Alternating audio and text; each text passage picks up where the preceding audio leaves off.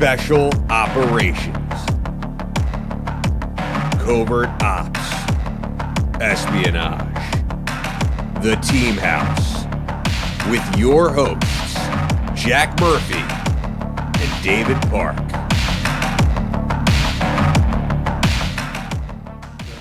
Hi, everyone. Welcome to episode 132 of The Team House. I'm Jack Murphy here with Dave Park. Our guest tonight is Malcolm Brailey. He is a former Australian diplomat and infantryman. He spent a long time in Southeast Asia working on counter-extremism programs and elsewhere in the world. And we're excited to have this conversation. This is a little bit offbeat from the normal stuff where we interview spies and special ops guys. But I think, Malcolm, you exist in your careers kind of at this interesting intersection, and we should probably talk to diplomats a little bit more often, actually. So thank you for coming on the show, and look forward to speaking to you tonight. And Malcolm got all of his drinking out of the way before the show because said he didn't want to propagate or perpetuate the stereotypes about Australians. Yeah, the stereotypes about Australians, yeah.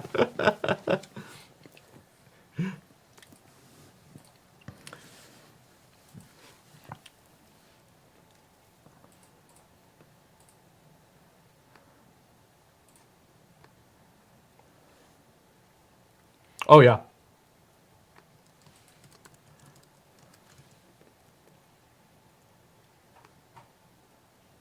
Admission. I use your podcast. I listen to it when I'm in quarantine, and I've been traveling quite a lot the last 2 years, even during COVID. And I've spent 2 months of my life in hotel rooms, and one of the ways I survived was one, hiring a treadmill so I can keep the steps up, and two, listening to your show. It's fantastic. And your headline is about special operations, covert operations, espionage, and definitely I'm not classically in that bucket, but I hope that we can talk today about a lot of our experiences, that sort of, as you said, at the intersection of that world. Yeah. And really sort of show how that sort of civil-military cooperation happens, but also just from the perspective of an Australian who's progressed through the military and diplomacy, and now in the public sector. So in the private sector. So yeah, I'm looking forward to it, boys. We're putting that endorsement on all of our promotional literature now. Team House podcast, good for quarantine. You're actually not the first Australian, Malcolm, to tell us that they listen to the show while they're in quarantine, because the Australians have been pretty hardcore about when you come back into the country. You're like 2 weeks in the hotel room until 2 weeks, and then it tests you if you're good to go, and then you get to go see your family and everything, as it were. Yep, 2 weeks at a time. That rule has since lapsed. I believe even the last few days, the Australian government has reassessed that once again, and it's free for all travellers and certainly for citizens to come and go. But yeah, it's been a big part of the effort to travel during this time, and we can talk about it a bit later in the interview if you want. But travel has been hard. It's involved sacrifices, but I believe that those who were able to get out, and I was privileged to be able to get out the door, had some great benefit for doing so. Yeah. So, Malcolm, tell us a little bit about your origin story. I'd like to hear a little bit about how you came up and kind of the pathway that took you into diplomacy. I mean, I think you said you spent 12 years in the Aussie military beforehand, right? That's right. Another admission to make up front, your phrase origin story, I now use that in work interviews I do with people. I say, tell me your origin story. And I think it's a good icebreaker. It allows people to sort of, tell their narrative and their where they've come from. But look, for me, we invented that term, just so you know. You're free to use it. Dave came up with it. We invented it. Nobody's ever used that before. Trademark. Yeah. Yeah, look, I grew up in Sydney, on the east coast of Australia. I was lucky to live on Sydney's a reasonably big city. I don't know how it might compare to the US, but it's like 3 to 5 million people. I lived on the sort of urban outskirts, where I was able to sort of roam pretty free in what we call the bush, and had a pretty solid opportunity as a young fella to sort of learn and grow in the outdoors, so to speak. Definitely not a country lad, out there shooting and farming, but had an opportunity to sort of be in the outdoors. For example, as a young 14, 15-year-old, you chuck on the rucksack and get on the train for a couple of hours and go up to an area near Sydney called the Blue Mountains, which is just a fantastic place to go hiking as a young guy, and you're away for 3-4 days and your parents never hear from you. I don't know what I'd think about that as a parent now, but that's where I was. I wanted to join the military from a very young age. A lot of influence from my grandfather, who served in the Second World War. He was actually one of our commando regiments, one of our antecedent special operations units in World War II, and he'd served from 1939 all the way through to 1945. And actually, a little bit of a sidetrack on Australian military history. In World War I and World War II, and all the way through to Vietnam, Australia was an all-volunteer force, even for the two world wars. And in his case, in the Second World War, you got a number when you joined up, right? Same as today, but it was sequential when you joined up. And my surname's Brailey. He had the same surname, and his number was 503, and up to 500 was reserved for officers. So he was literally the third guy to enlist in the Australian Imperial Forces in the Second World War. Wow. So that had a big influence on me, and I always wanted to join the military, and I suppose pretty classically finished school, just turned 18, and I was lucky enough to be selected to go to our military academy in Canberra. We have a little bit of a different system, you guys. It's a tri-service academy for the first 3 years, and then you go off into a single service warfighting college for the final year. So I did that. Did 4 years training, which seems like a long time, but I think importantly gives a young sort of wannabe officer time to grow up a bit. And I was wondering if I should go back in time and tell any stories from that time, but I think they can be classified these days in an old-fashioned phrase called hijinks, and we'll just leave it at that. But fantastic foundation for the rest of your career, and honestly, there's a number of people who I trained with back then who are still your rock solid mates all the way through to today. Yeah, you're right, Jack. I then spent the next sort of decade as an infantry officer, pretty sort of classical career up to that point. The Australian Army, and this is early to mid 90s. The Australian Army was not particularly operationally experienced since the end of the Vietnam War. The particular battalion that I ended up with, and the regiment that I ended up with, was the 1st Battalion of the Royal Australian Regiment, and that unit had actually deployed to Somalia in the early 90s. You might recall some of the early deployments there. So they had a very, very good grounding in that sort of not irregular warfare, but that sort of non-traditional warfare. And whilst I myself didn't deploy on that mission, I like to think that even at that very, very early stage in the early 90s, inherited some of that thinking and some of that mindset about non-traditional operations. Very quick tour de force on what I did after that. I actually ended up, whilst the most of the Australian Army at that time was doing tours of East Timor. You might remember the Timor Intervention. Yeah. Very, very. A lot of my colleagues and peers had deployed there. I didn't get to do that, but I was sent to the Balkans actually on an attachment to the British Army for a year, and had a fantastic time there, and in a way sort of changed my mindset and my career. And once I got back from that, we can dive into that a bit later, but once I got back from that, I was determined to learn more about what was this conflict? What the hell happened there? What was ethnic warfare? What was state disintegration all about? And more importantly, as a soldier at the time, who were these other people in the battle space? Who were these characters called diplomats and peacekeepers, even policemen and other aid workers? Who were these other actors in that battle space, and how did they contribute? And at that time, I resigned from the military on my own volition and went back to grad school in Australia to do what we call a master's degree. I suppose I'm not quite sure what your graduate pathways are over there, but I did a master's degree in international diplomacy, international relations, and really set my sights on joining the federal government, what we call the Commonwealth government. And took me a little while. I did a bit of a sidetrack in Singapore as a quasi academic, but I got back in initially in the Department of Defence as a political policy officer, defence policy officer, and then later as a diplomat, where I served for all up 14 years in government service, just on 10 years as a diplomat. And there's a whole bunch of stuff we can dig into there, fellas, in terms of postings and missions and operations all around the world, from Africa, Middle East, Afghanistan a couple of times, and then finishing off in Southeast Asia.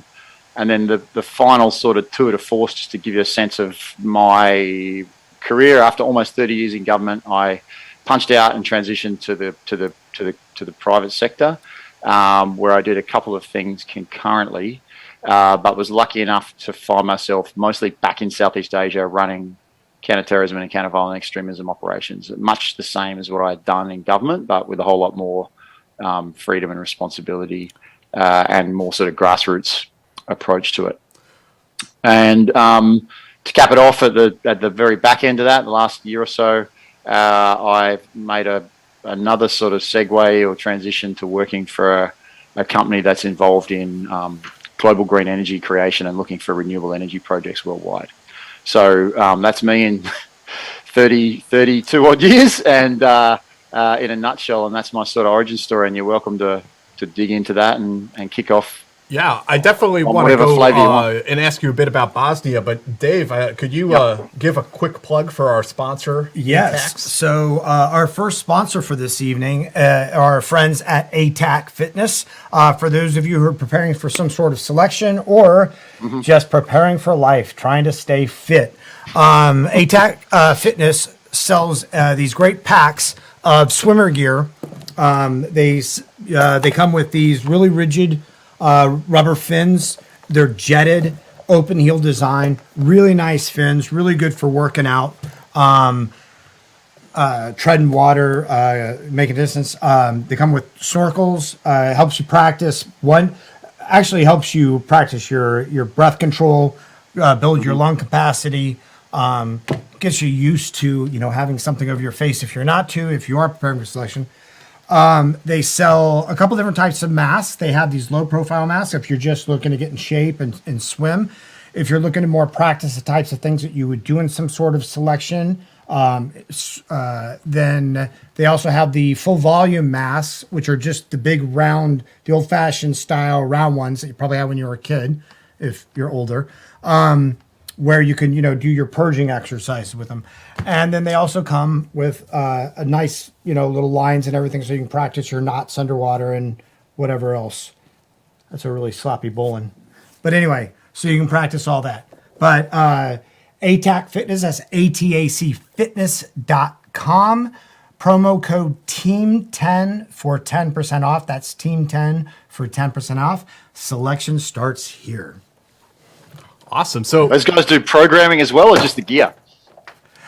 They have partnerships, I believe, or they kind of promote people who actually do some of the training and programs and stuff like that. Yeah.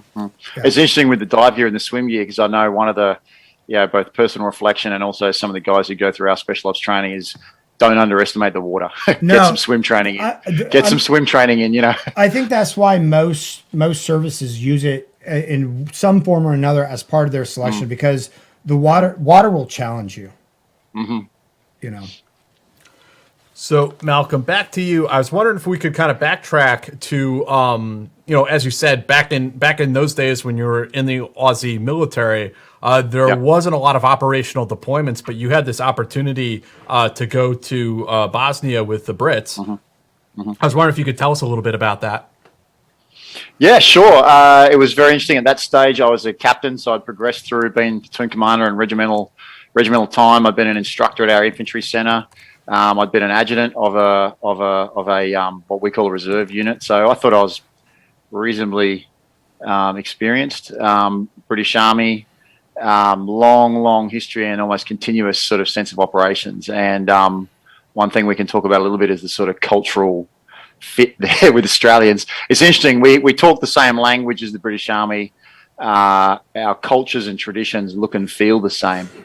But when you meet them up close, they're fantastic people. Don't get me wrong, I love them to this day. But there's a little bit of culture clash there when you rub up against the British Army. I'll give you a quick funny side story before we get into the operational side of it. So myself and one other fella, the battalion that we were linked to, they were called the Royal Green Jackets. Interesting regiment. They're now called the Rifles, part of an amalgamation of the UK Army's sort of light infantry units. And that had been my background too, light infantry. Anyway, they were based in Germany, and so it was a long flight for us, all the way from Australia, blah, blah. We get picked up by the British team and taken to this barracks, which I want to go out on a limb here and say it was like some old Wehrmacht barracks or something like that the British had taken over at the end of the Second World War and was still inside. And we were going to be living in the officers' mess as young officers. And I don't know if you guys have ever been inside a British regimental sort of officers' mess, but it's like walking into some ultra posh country club type scenario, right? There's lounges and old oil paintings and the silverware and all that stuff. And look, the Australian Army has that too, but it's more like walking into a shed with a few chairs and old beer cans in our army, but theirs is much more fancy. Anyway, myself and this guy, I think we might have arrived at about 3 p.m. in the afternoon at this barracks, and we dumped our gear and were led downstairs by a particular job title in the British Army called a batman, which is like, the person who looks after all the gear of the officers and works in the mess. Anyway, so we get in there, we go down, we sit on the lounge chair, and they said, oh, look, the rest of the regimental officers are working till 4 or something, or 4:30. Are you guys okay just to chill here for a minute? We're like, yeah, sure. So, and they go, do you want anything? And me and this other fellow were like, well, sure, can we have a beer? And I think this is like January, so it's like cold, but we're like, it's warm by the fire. So we thought, yeah, we'll have a beer. So this guy starts bringing beers out to us. And unlike a normal mess where you actually stand at a bar and pay your money, this just sort of barman mysteriously walks away and comes back with your drinks on a tray. So we're sitting there having a few beers in the British Army mess. Sure enough, the other officers do finish work at 4 and they all come in and they're a bit standoff. They're like, oh, hello, and how are you two, sort of thing. And we're like, well, let's do you want to have a beer, fellas? And then out of the corner of our eye, this waiter pushing a trolley comes out. And of course, they have tea and cakes at 4 p.m., not beers. So we're sitting there holding our cans going, okay, this is a good first day in the British Army, I think that shows, though, why beer is free in the British Army and not in the Australian Army. It's a high commodity. A friend told me that Australians live much more like in the moment and are much more kind of freewheeling than the British are. That's true, but I think at heart it has to do with the class-based nature and hierarchical nature of our society. As an Australian Army officer, we had rank and position, but you might have gone to the same school and come from the same suburb as your soldiers. Do you know what I mean? There's really no difference. In the British Army, and I don't want to go too far here, but because obviously each person is different, brings something different to the table, but you can still feel that sort of socioeconomic differences that, the officer class was a bit different. And these guys that I was with were not like the guards. And, if you're from the Scots Guards or the Irish Guards, you used to have your own income to come into it to be able to afford all the gear. These guys weren't like that, but they were. And there was little cultural differences like that, Jack, which stood out, and that changed how you interacted with each other. It changed how you interacted with soldiers. But overall, after a few funny sort of teething problems like this, we got into it. And anyway, the battalion was based in Germany, deployed to the Balkans. They'd been there before. They'd done a tour of Kosovo. They knew what they were doing. They were very, very good. myself and the other Aussie, they were not going to give us commanded troops, so we were not given a unit as such. So it's like, okay, what jobs can we do? And there was two that stood out. One which my mate did was CIMIC, right? And the other one, which the commanding officer asked me to do, was called Factions Liaison Officer. And I was like, oh, factions liaison. What sort of faction are we talking about? Oh, the Serbian army faction. I'm like, well, aren't they sort of the enemy? Well, not really. It's peacekeeping, but yes, they're the bad guys. So, okay, so I'm a liaison officer to the enemy. Yeah, roughly speaking. Okay, cool. So I thought that was going to be a great job, and it was. And the bulk of the infantry battalion, and this is what the Brits did do amazingly well. They deployed a full armored infantry battle group from Germany to the Balkans. I'm talking Challenger main battle tanks, full armored engineer squadron, warrior armored vehicles, everything. So they sort of had their function, their play, but I thought the real interesting work was what we were doing out there in the community, basically. In my case, daily interaction with Serbian army with a couple of different angles. One being sort of enforcement of the Dayton Peace Accords and making sure, for example, that they weren't stashing the trigger mechanisms to the anti-aircraft weapons somewhere, There was sort of reconnaissance and surveillance aspect to it in terms of overwatch covertly and overtly about their training activities and movements. So we had teams sort of hiding in the hills doing that sort of stuff. There were weapons inspections and seizures. And then there was true sort of liaison in terms of human interaction and getting to know these people.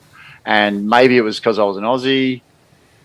Some of these Serbian people, of course, had relatives in Australia. Oh, yes, I have a brother in Sydney, something like that. So, or maybe it was because we culturally were a bit different to the Canadians, Americans, Brits, and Dutch and all the other NATO forces they'd been used to. So, I'd like to think I had a bit of success in that field. In fact, at the end of that tour, just jumping to the finish, there was a lot that happened in the interim. This Serbian colonel asked me if I wanted a commission in the Bosnian Serb army. He goes, I make you major. He goes, well, I said, he said, that's a promotion. You're only a captain. I said, that's a nice offer, Colonel, but I think I'll go home and remain a captain in the Australian Army. But look, it was a very, very serious job. A couple of little anecdotes for you. That was 2001, time that September 11 happened, and I was there in the Balkans when that happened. And the Serb networks that we had created, both in the community and the military, were quick to call me and say, oh, you must want to know where the jihadist training camps are. I'm talking 2 days after the attack. And we're like, okay, yeah, jihadist training camps. Please tell us where they are. You didn't tell me about this last week or the month before? No, we didn't think important, but now it's important. Okay, please tell me where. Grid reference, pattern of life, all that. And then they ask, and we can help you go get them. And we're like, right. We'll take it from here, fellas. I think you've done enough in terms of the interethnic warfare. So that was an interesting year to be there. It was the year after the bombing of where was that? Where was the Serbian embassy bombed? Or it was in Belgrade. There was some NATO mission where they actually bombed Belgrade in 2000 or 99, and there was quite a lot of anti-NATO, anti-European sentiment at that time. I will highlight what I learnt, and I learned a lot from the commanding officer of the regiment at that time. If you want to look him up, he's sadly passed away, but his name was Henry Worsley, and he was an incredible officer. He was the CO of this regular light infantry battalion, but he had spent a large portion of his career in the British Special Operations community, both in 22 SAS and I might get this wrong if you looked on his some further background on him online, but I'm pretty sure he'd been part of the specialist int det that used to do sort of undercover and covert ops in Northern Ireland. So he 14th Intelligence Company. 14 Inc. Company. That's right. I think that's exactly what it's called. And he later passed away as a result of a polar exploration. He was one of those guys that would walk across Antarctica. You know what I mean? Like that's what he did. And unfortunately, it led to his death. He contracted an infection, I believe, on one of his trips and was emergency evacuated to somewhere in South America, but unfortunately passed away. But in later times, I ran into him in Afghanistan, and what an incredible experience that was to meet a guy like that 5-10 years down the track, and reconnect in a different place and different time. But at that moment, you know, he had not just that, I suppose, quality of special operations leadership, but you know, he wanted to impart in me and others how to work in this environment. You know, how do you understand the drivers of conflict? How do we create our own situational awareness and intelligence networks? How do we build that through our op tempo and op posture? So I learned a hell of a lot from Colonel Henry, and you know, it was a real sad moment in my professional career where I heard that he'd gone. But it was an important part. The NATO commander at the time of the multinational division was a Canadian officer called Rick Hillier. I think he went on to become like their chief of defence, but at that time he was a 2-star. And one of the stories I'll say of what we did. So I worked with him very closely in terms of the peace enforcement mission and liaison with the Serbian command. And yet one mission which was outside of the NATO mandate, and this will interest some of your listeners, and perhaps even some of them were part of it, was the special operations task to track down and capture the Serbian war criminals, you know, that were under arrest warrants from The Hague, was a national command mission. So that was a direct command mission from, I imagine, 22 SAS. And we knew they were there. We had a bit to do with them, but there was a silent wall between the NATO mission and then the sort of the war criminal hunting mission. And sometimes that didn't always go to plan. And I remember there's one particular occasion with General Hillier, and he and I were at a Serbian army encampment of some sort. We had a meeting set up with this particular guy. And as it happened on that day, the 22 SAS guys executed their capture mission to get this guy. He had a warrant out against him. Everyone knew that. And so we were literally in a car park getting out, walking towards this building to get this guy, and in fly the choppers and the black vans, and dudes jump out, and they nabbed this guy literally right in front of us. And then exfil. And me and the general are standing there going, and of course everyone thought we were the decoy, right? We were the lure.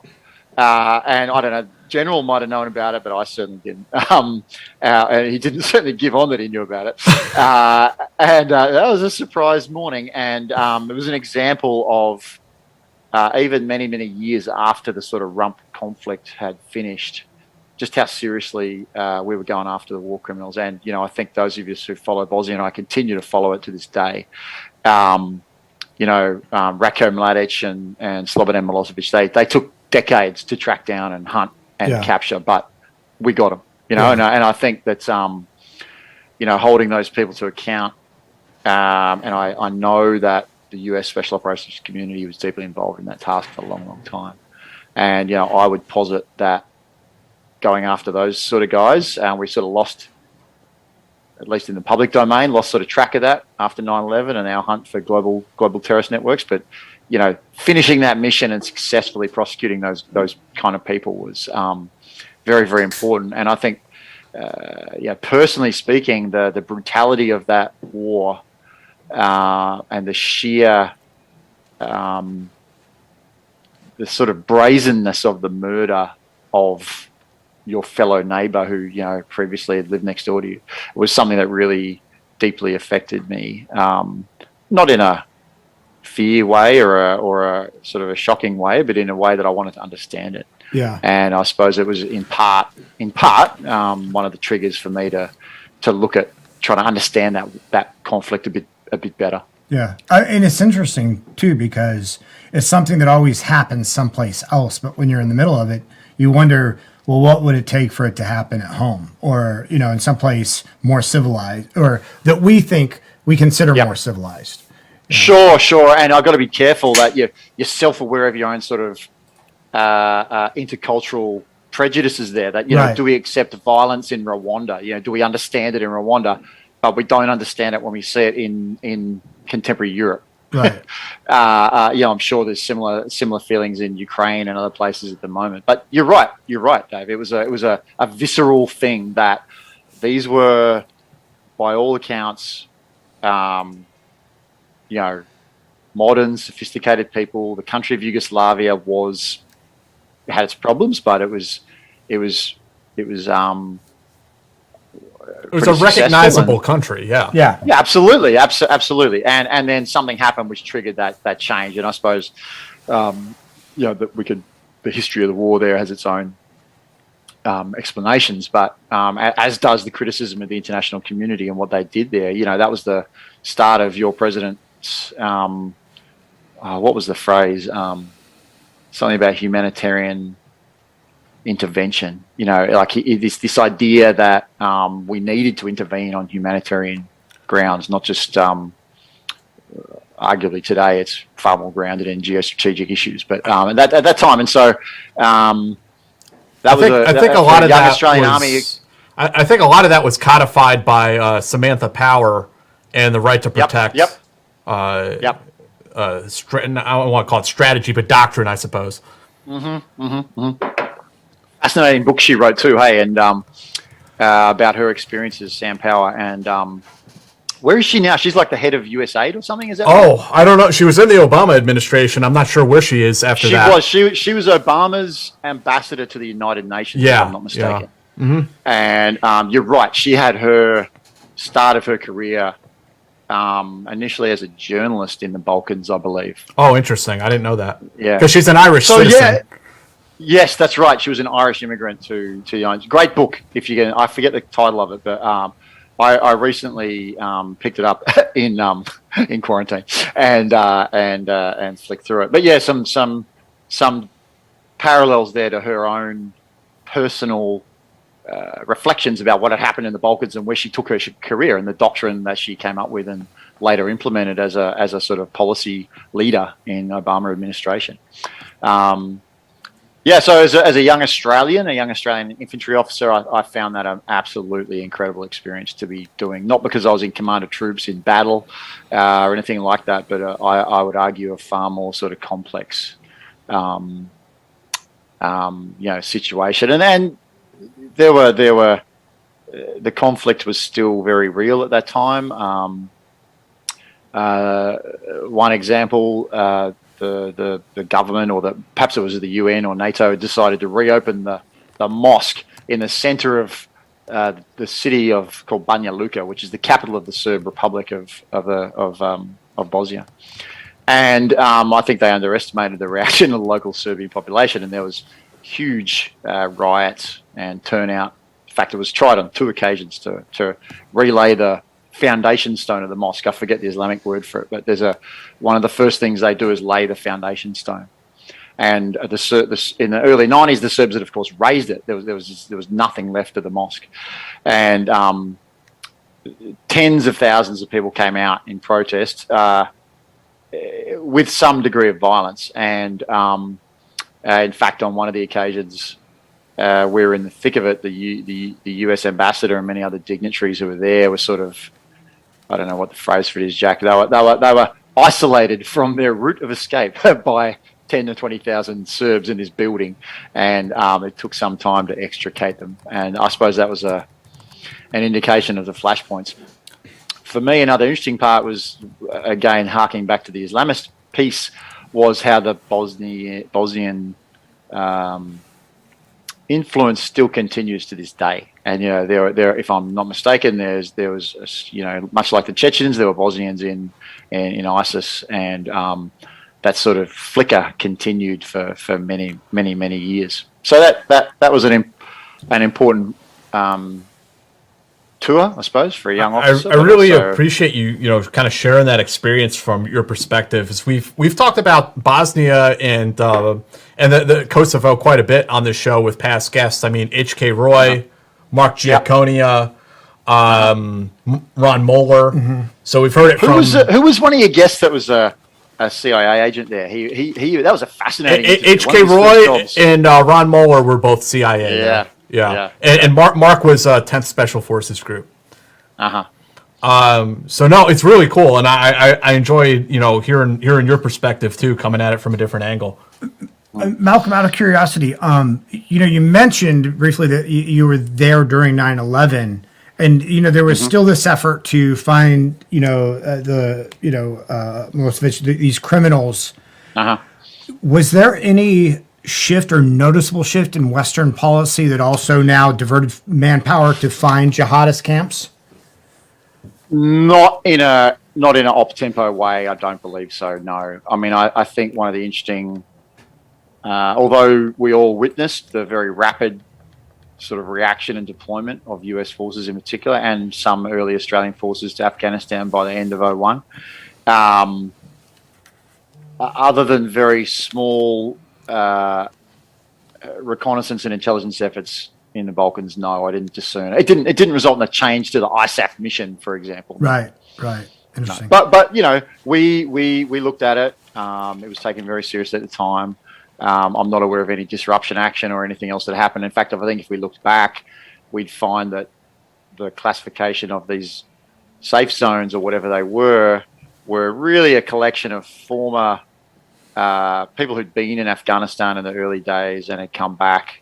They may not have even been Bosnian. And they'd married and set up sort of little remote villages and that sort of stuff. That's my understanding of what we found. I imagine that it also becomes very politically delicate to go after Islamic radicals in that area where Serbians are viewing all the Muslims as radicals, and now you're kind of highlighting that or almost validating their belief, right? Absolutely, and we would almost be seen to be partisan to the sort of ethnic nature of that conflict. Right. It'd be interesting to backtrack and look at how later years of the NATO deployment panned out in that regard, and how those sort of national special operations and intelligence efforts sort of reacted to that. But, right. No, you're right. I would 100% concur with that observation. Now, you said that this was about the time, or at least this had an influence in your decision to leave the military and go into diplomacy. Were there some formative moments while you're in Bosnia that sort of led to that? Not specifically. As I said to you, I was exposed to the nature of my job to a whole range of different types of actors in the battle space. And people that I hadn't really thought about or been exposed to before. As a young infantry officer, you don't really think about who's an ambassador. What does that mean? What is an aid worker? What's a UN inspector? You don't hear about that. You don't think about it. So I suppose it was a moment of no trigger point there, but it was a fascinating conflict to be involved in from the perspective of the diversity of how the different agencies and actors were seeking to have an influence to solve it. And the military was only one part of that. And, I would argue the Challenger main battle tanks by that time, I mean, obviously earlier in the conflict, the sort of hard element was more important, but in later times, they were purely a show of force compared to the real efforts behind the scenes on the peace process. I want to jump into talking about your diplomatic career. I just want to give a quick shout out first to our other sponsor for the show tonight.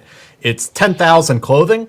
And I'll tell you, viewers out there, a little bit about my own experience. I work out 2-3 times a week normally, a lot of kettlebell exercises, high intensity training and intervals, things that require a lot of movement and full motion, full range of motion. And our sponsor, 10,000 Clothing, provided us with some stuff to try out, and I've been working out wearing their shorts and t-shirt. Actually, Dave is wearing one of their shirts today. Their gear is really nice. Yeah, it's really the nicest workout clothing that I've ever used. The shorts are super comfortable, have everything on it that I kind of needed to have, and while also staying out of the way when you need it to be out of the way. Yeah. And they're better in public than Ranger panties are. Or those old Ranger panties with a scroll kind of. Yeah, you maybe mothball some of those old PTs that are falling apart and get something from 10,000 Clothing. Like I said, I've been using them for weeks now, really enjoying them, and recommend you guys go and take a look at it. The website for them is 10,000.cc. And the promo code you can use is TEAM. It'll get you 15% off your first order. So 10,000clothing.cc and use the promo code TEAM to get 15% off. And check out their website. They have a wide range. I mean, they don't just have like one kind of short. They have shorts for running that are specifically designed, shorts for lifting when they know you've got to do like your squats and stuff. Shorts, they're very into like the CrossFit and you know all the different modalities of full body exercises. Absolutely. So check them out. They've got some really good gear. We like them. Malcolm, if you can lay on us, you know, how you then found yourself as an Australian diplomat. I think we refer to them normally foreign service officers. That's right. What's the term in Australia?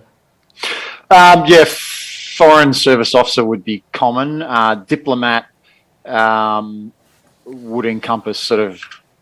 Well, traditionally, there were two types of people at an embassy. There were consular staff and diplomatic staff. And that actually related to the accreditation you actually got. You got a different type of passport. Now we just sort of clump that together.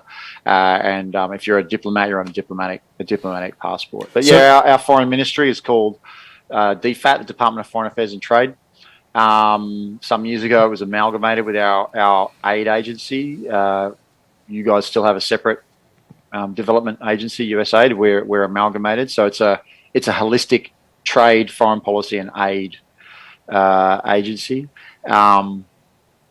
Extremely competitive to get into, as you could imagine, and I'm sure the US system is the same. I was a bit different as someone who's a bit older with a different career. I was called a lateral recruit, someone who sort of comes across at a different level. Most people still go through what we call the graduate training program. And it's at that time when I joined, which was just after my first tour of Afghanistan and some work there, the core political staff, like if you take out the people working in the passports office and, you know, the IT section and the property section, it was probably only about 500 people, including people posted overseas and working at the headquarters. Our structure and resourcing is a little bit different to the US in that we spend most of our time in the headquarters trying to get out, whereas my experiences with US diplomats is they're sort of on the posting roundabout, and for them to get back to Washington is like a coup. We're the exact reverse, and it's been a long-standing criticism of the level of resourcing that the Australian diplomatic effort has attracted, actually, that it's out of whack with the amount we spend on our defence and border security. And, you know, to make a budgetary argument for that is hard. What does diplomacy do? How does it benefit the nation?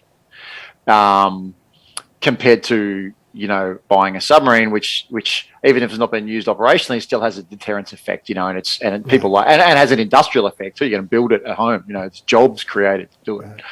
People think diplomats are just at, you know, cocktail parties and the sort of, the perception is it's a waste of money. Of course, the reality is the exact opposite of that. And I wanted in, I definitely wanted to do it. I was sort of convinced to do it during my first tour of Afghanistan by the then ambassador, a guy called Brett Hackett. Australia had just put back in an embassy, and he and a small number of people were running a pretty small shop. And I was there in a political advisor role with the military, and I was able to help him out in terms of acting as a quasi additional set of hands for him at the embassy, and he said to me, you should really do this full time. And so I grabbed that by the hands, and I was able to successfully get in the pipeline as a lateral recruit, which you're still quite a junior officer, but you haven't gone through that graduate training program, and you're not part of the sort of I suppose it'd be like coming into the military, not having gone through the training college or being a platoon commander, and you're jumping straight in as a company commander or an operations officer in the headquarters, and be like, who are you? Like, where did you come from? What experience are you bringing? Culturally, though, one interesting thing about the diplomatic service in Australia, even though they don't, it is very elite. Once you're in, they don't really care who you are or where you did before. It's what you do now and your reputation and credibility from day one. And so that was quite refreshing, actually, compared to the military, where you sort of have this accumulative career, where you sort of everything you've done even 8 years ago is sort of remembered and judged. Right. And it is in diplomacy too, but you sort of start fresh, if you know what I mean. No one really cares whether you're a lawyer beforehand or a soldier, in my case. So for me, it was quite a natural transition. Others haven't had a successful jump. They're too structured. They're too used to the military sort of chain of command, and they're not able to sort of. There's different types of people in diplomacy. Not everyone's into running and lifting. Not everyone's into. Everyone brings a very, very different take to it. In fact, I remember one pre-deployment briefing session we did, and I went to our sort of mission readiness center in Sydney, and the military one, and I took up with me a very small number of diplomatic staff. And it was one of those sort of briefing sessions where before you go to Afghanistan, the military sort of pulls everyone together from around the country, and you're in an auditorium of like 200, 300 people, and you get the cultural briefings and the safety briefings and all that stuff. They're not for people who are part of a formed unit. They're all the also people. Like if you're going to go and be the SO2 something in the headquarters, everyone comes together at this briefing center. And the people that were with me were one young, two, one of them was a woman, and secondly, one of them was an Asian woman, if I'm not mistaken, in terms of her ethnic background. And we're sitting at the front of this auditorium. We turn around, and she goes, every single other person in this room is a white Anglo-Saxon male. And it was a very interesting dichotomy between the types of people we get in the foreign service and the types of people we get in the military. Horses for courses, everyone's a bit different, but just an interesting observation about the differences there. So yeah, it took me a while to get in, Jack, but once I was in, I loved it, and it was a very, very rewarding career. And I found it, whether you were doing short-term missions, long-term postings, the headquarters-based work, it was incredible. It was a treasured experience. So what was your first posting like? What was that transition like for you from the military to the foreign service? Well, I'd spent 4 years as a defence civil servant, so I had that sort of bit of a buffer. So there was a bridge there. Okay. Being a bureaucrat, if you put it that way, rather than a soldier. My foreign service career played out in two halves: 5 years in the headquarters and 5 years continuous overseas service.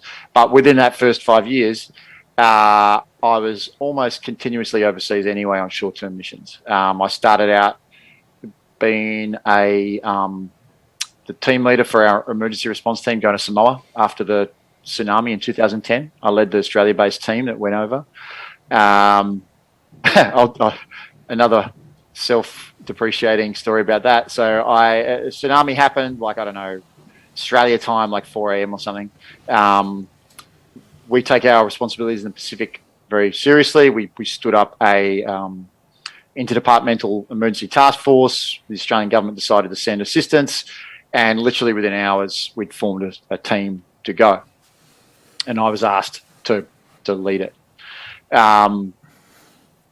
Went straight home, grabbed my bag, literally got on a chartered jet from Canberra to Brisbane, small plane, joined up with the main force. I'm talking doctors, nurses, search teams, do you know what I mean? This type of stuff that you'd take to a post-tsunami environment. and myself and two or three diplomats at the sort of head of it. Get there, there's like, I want to say 100 people, and we're getting on a chartered jet. We're about to fly off to Samoa, and we go to walk out the customs area, and I'm like, shit, I forgot my passport. I'm like the foreign ministry leader of this team, and I forgot my passport. And because it all happened in hours, and I just gone straight home, grabbed what gear I thought I needed, and it was too late. Like there's nothing I could do. I was Brisbane from Canberra is like 2,500 kilometres. I'd already been in one charter flight.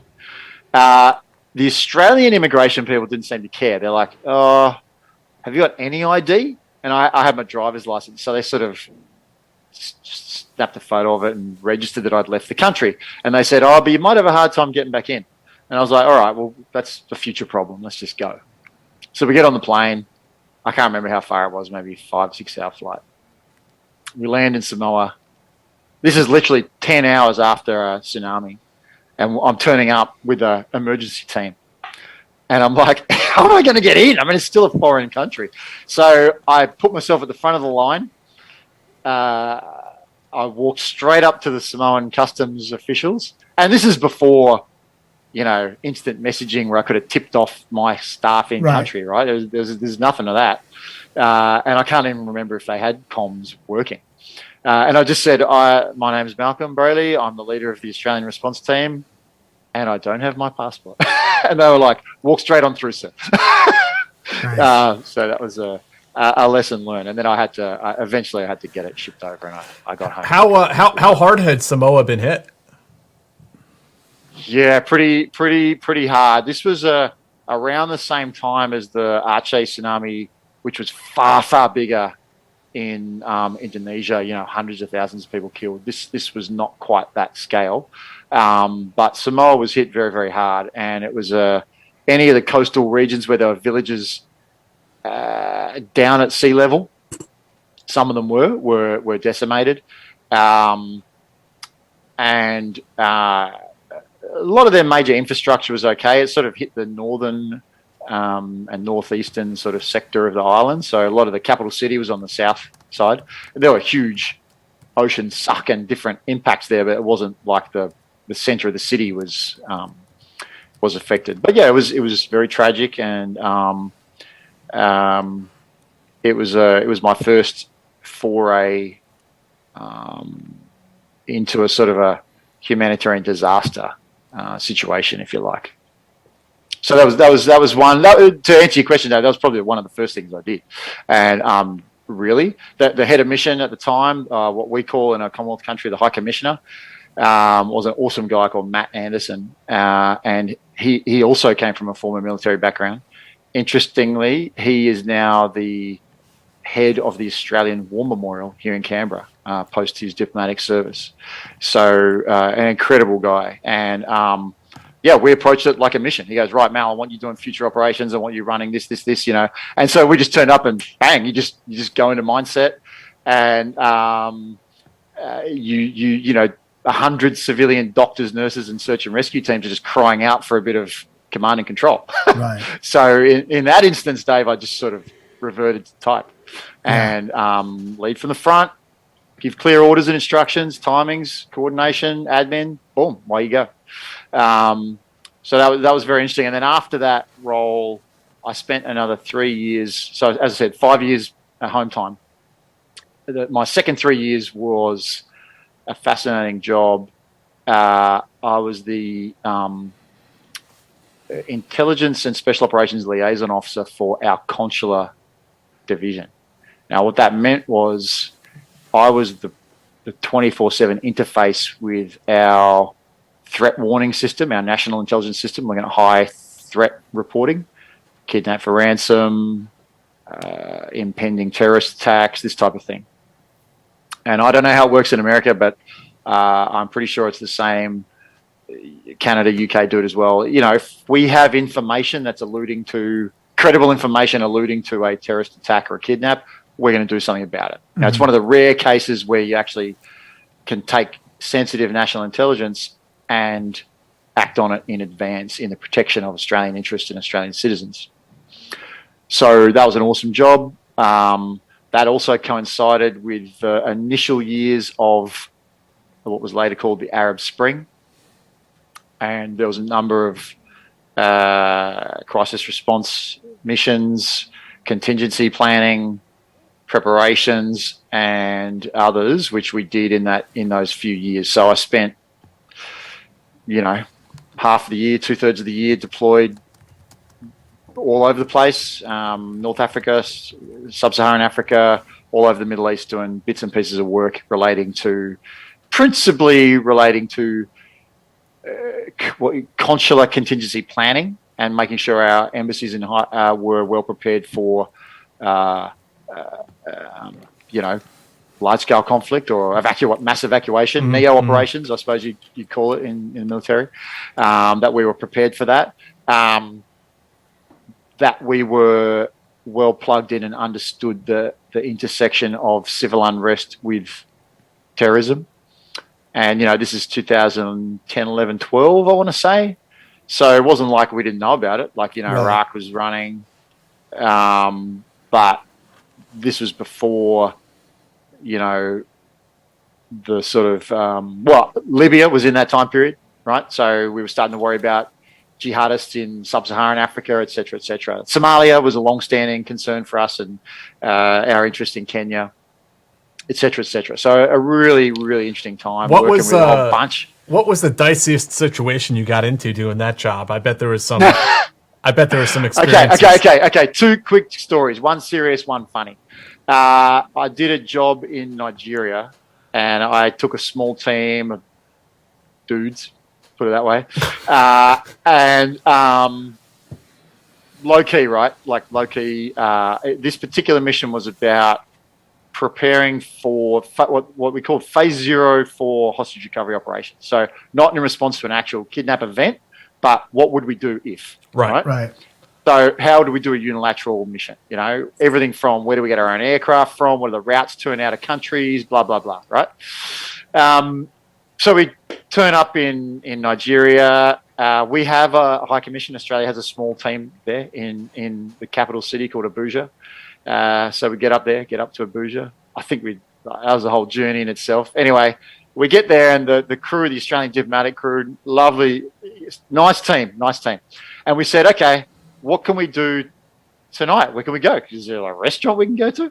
And they're like, yeah, here's some recommendations. There's a nice restaurant here. It's a little bit out of town, but yeah, you should try it. Just ask for a taxi from your hotel. This is like this older lady who's like the senior, we call them the SAO, Senior Administrative Officer of the embassy, right? Supposedly, who's over across all the security functions, consular admin, like should have a finger on the pulse. Anyway, she's obviously just dusted off this list from I don't know when they'd given the last person a restaurant recommendation in Abuja. But me and these couple of likely fellas, we say, let's go. So we get in this taxi, he's taking us out of town, we're like up this hill, there's like suburbs, it's dark, we're like, there's no one up here, man, what is this? And we eventually find this address, there's nothing there. And maybe there was like an old tin sign hanging on the letterbox, and a tumbleweed blowing, and tumbleweeds, right? And then there's like, of course, like shooting breaks out. And we're like, what the hell is that? And look, I'm not going to turn it into something it wasn't. It was just guards having a shootout in the street of some break-in, maybe, I don't know. But our taxi driver was like, damn it, he was going to bug out. We were going nowhere. So we jumped out of the car. Bullets flying, not towards us, but like in that vicinity. And we self-extract on foot. And we were like 10 Ks out, maybe, from the hotel, like on the outskirts of town. And we sort of do this nighttime extraction back to the hotel and order room service and a beer. And then the next day ring this woman and go, what the hell were you telling us about to go to this restaurant that doesn't exist? Yeah, So those guys who were with me on that mission, they'll remember it. It was hilarious, but then led astray by our own team. But look, really interesting job we did, Dave, was on the serious side, was look at national evacuation operations for South Sudan. And at that time we had, I want to say, 10, 20, 30 military people in the mission, the UN mission there. And we also had a strong citizen presence. So probably people who'd been a refugee to Australia in the previous years. They were South Sudanese. South Sudan's created as a country. They've gone back to contribute, work in their government. Nonetheless, they're still an Aussie citizen, so we count them in our numbers and how we get them out. And so we did a small mission, kicked off out of Kenya, went to South Sudan, hired a car, and proceeded to try and map out how we would do a self-extraction. You know, if we had to get a team out, how would we do it?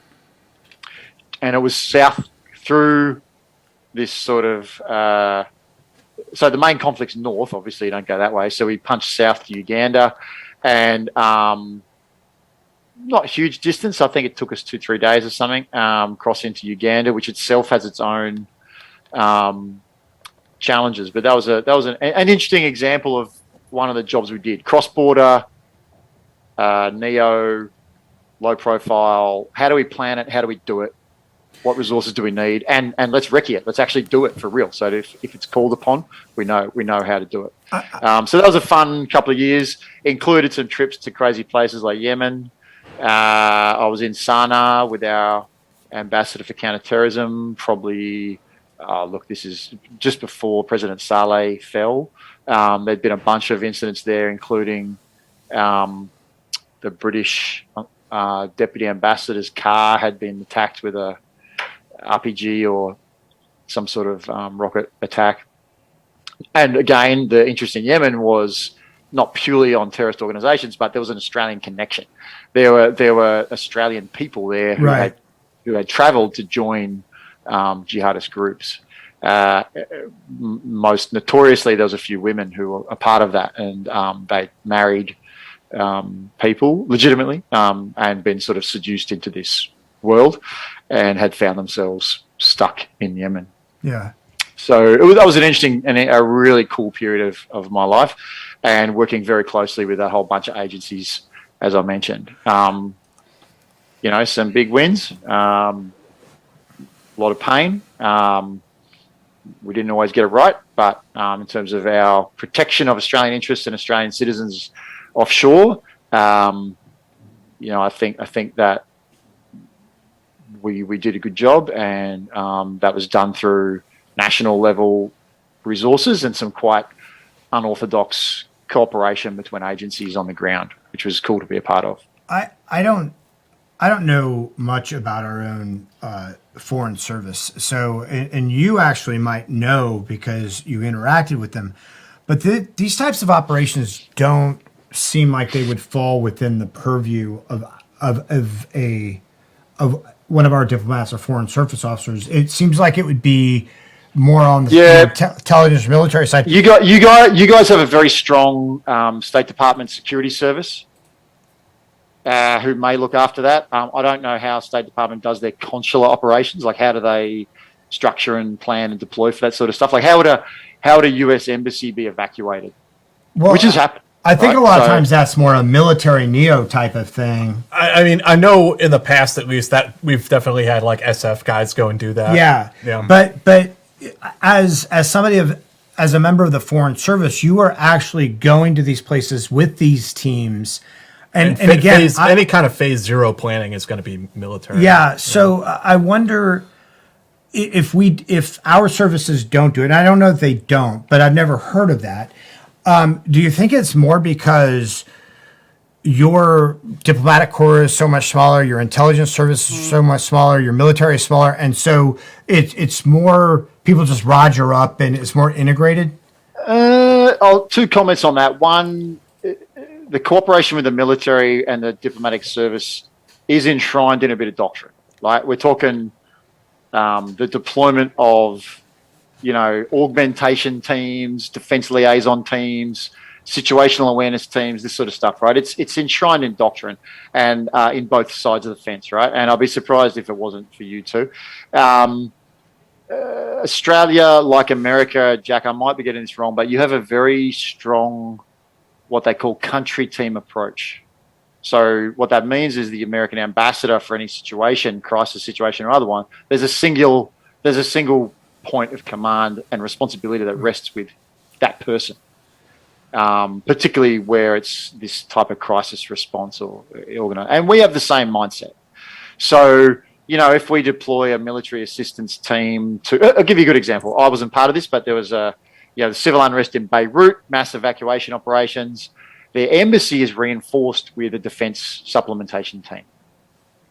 And so there's an operational focus to that, but there's also planning and preparatory versions of that in the background, that what we call contingency planning. So that's, and what happened during the Middle East crisis, the Arab Spring, as well as the sort of ripple effect of that across the whole MENA region, was there was a large number of incidents that caused us to really look sharply at how we look after our citizens. Right. It seems like a lot of planning, because if Australians are anything like Americans, the State Department can tell them all day long, you need to get out of this country. And people are like, yeah, whatever. We're fine. We're good. You're right, man. Whether people come or not is another question. Right. Although sometimes they come to the party and they go, oh, here's an Australian passport. We've never heard of you before.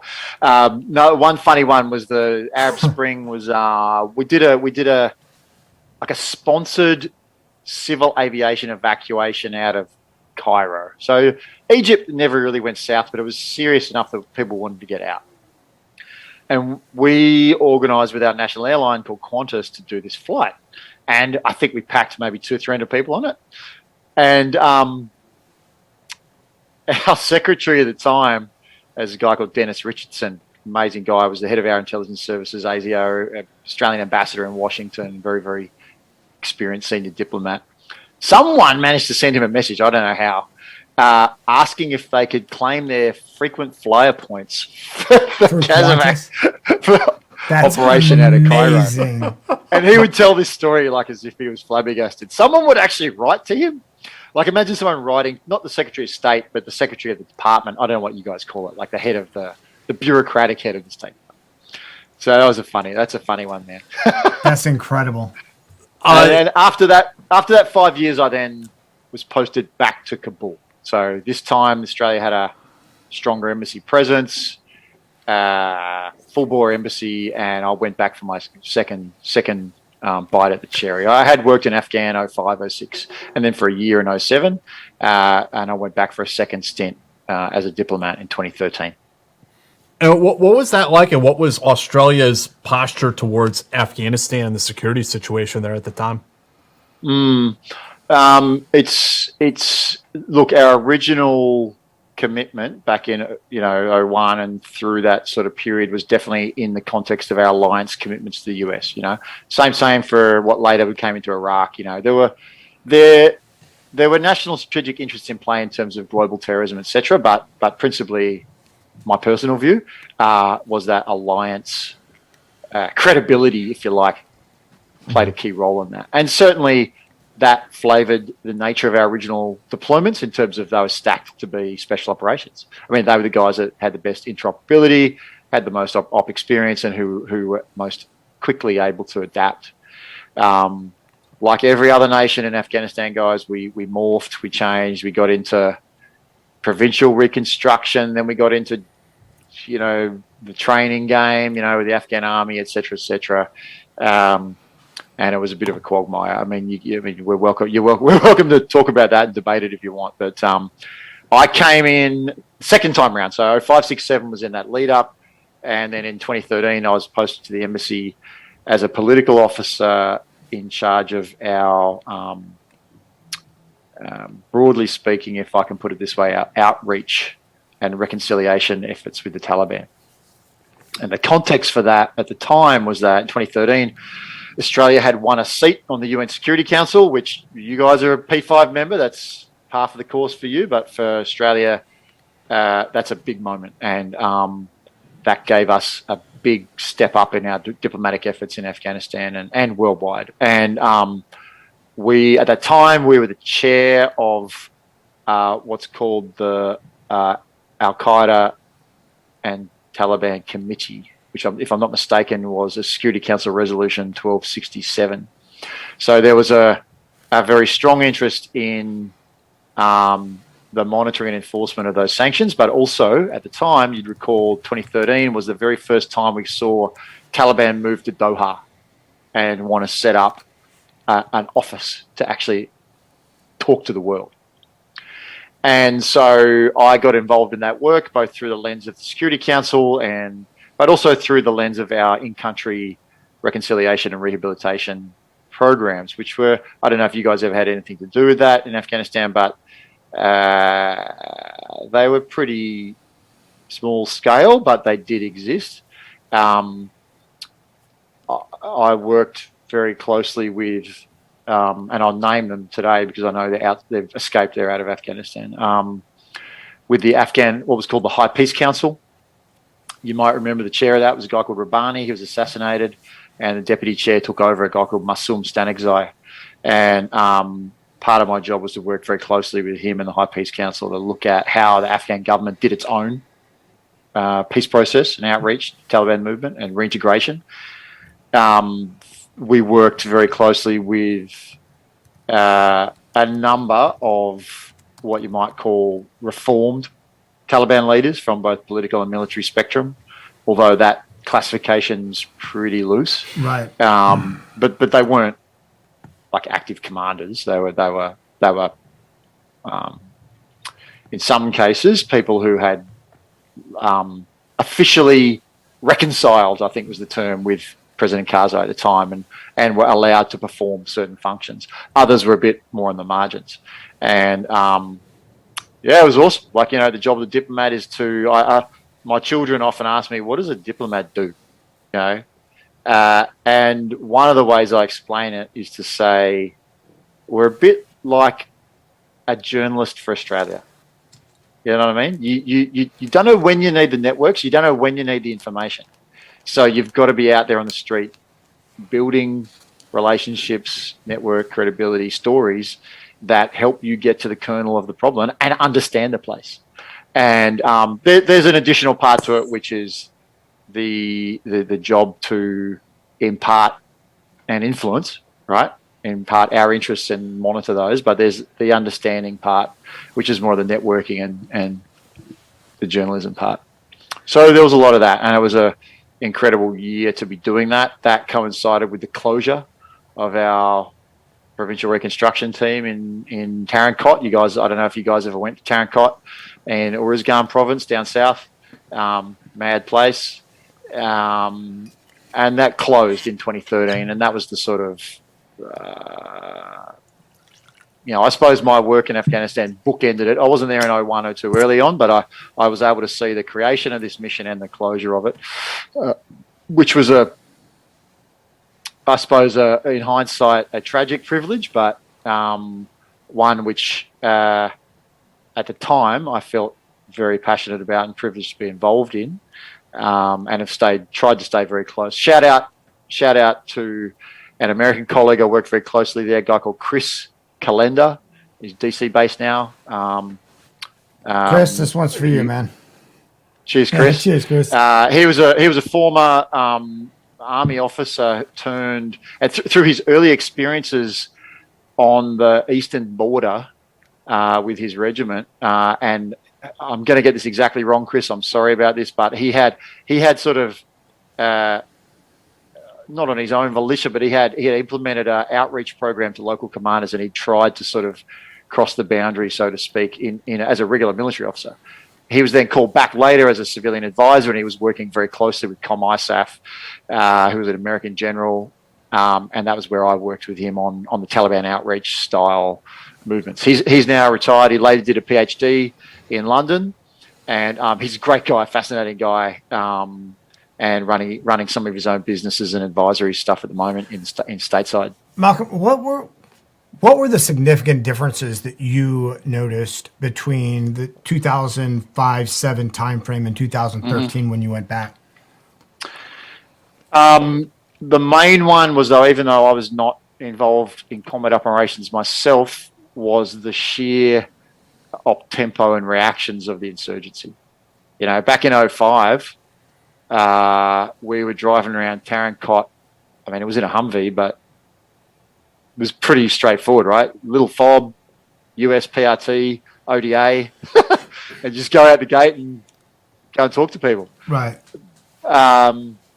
What happened over time, and we can debate how our own force posture and greater presence sort of provoked or reacted a greater insurgent response, right? The old hornet's nest analogy. You know, you go up a valley and someone shoots at you. So, well, okay, we went up that valley. We never got shot up there before. Well, we never went up there before.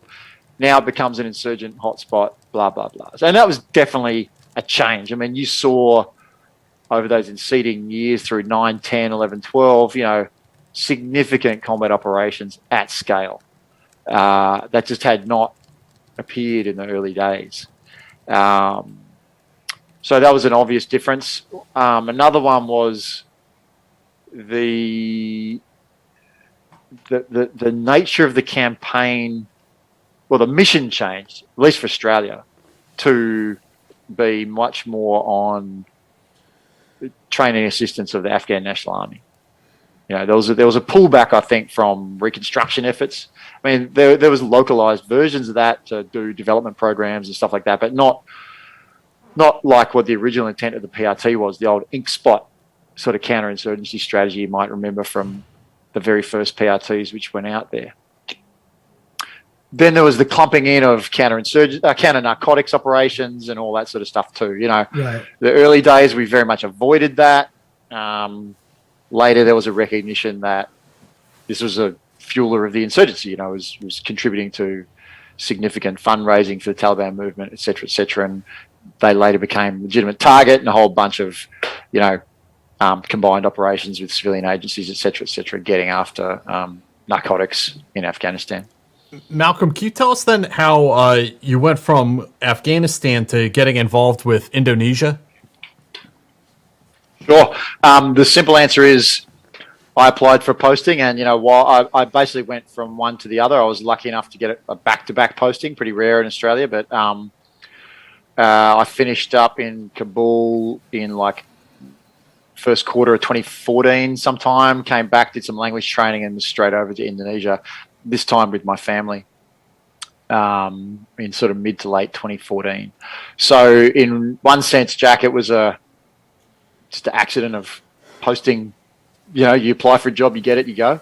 I could have equally ended up in any other part of the world. Could have ended up in Geneva or Port Moresby, you know. And again, sometimes you don't like to say that you were fortunate to land in a job at a time when global terrorism was on the rise. But I landed in Indonesia at a time when the ISIS caliphate was in ascendancy, and the resurgence of radical Islam, militant Islam and terrorism in Indonesia and Southeast Asia more broadly had a massive uptick.